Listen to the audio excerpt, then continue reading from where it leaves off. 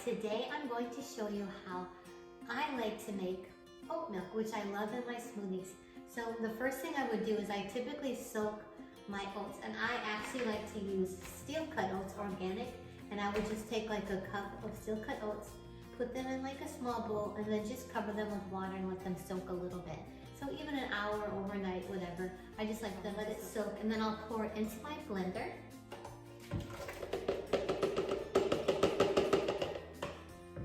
And then I will put in 6 medjool dates, and then I'll add water until it says 6 cups on my blender. So here's a funny thing kind of about me that it messes me up every time. Like if I open my date and make sure that the pit is in my right hand, I put it down and put my date in, I'm good. But if I switch it and I decide to open a date, I always accidentally put the pit in here and the date over here, and I do it every time. And I'll actually even start the blender and I'll hear that there's a pit in there.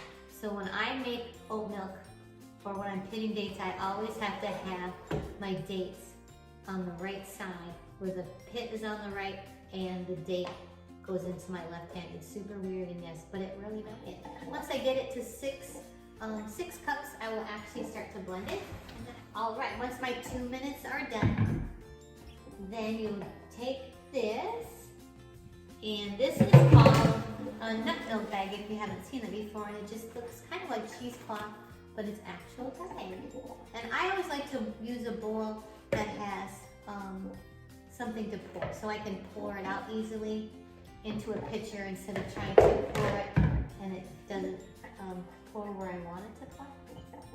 And then just pour it in. And then I'll actually rewash my hands since I'm going to squeeze it out of the bag. Okay. This one has a little tie at the top, which I always like to tie. And then all you do is squeeze it out. With the nut milks, you'll actually have more pulp in the bag, but with oat milk, there's not that much pulp. And it's actually thicker and a little, I guess, slimier. So that's why I actually add a little bit more water than I would with nut milk. And you just keep squeezing it.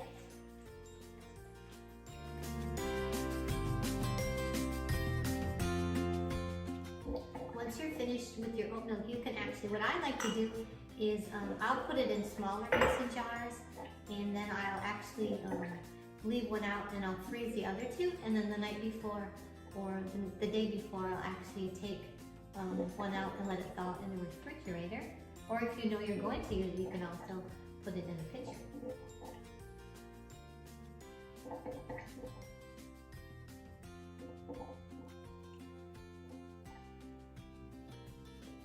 And there you go. I love this for my smoothies, but you can use it for anything in place of milk.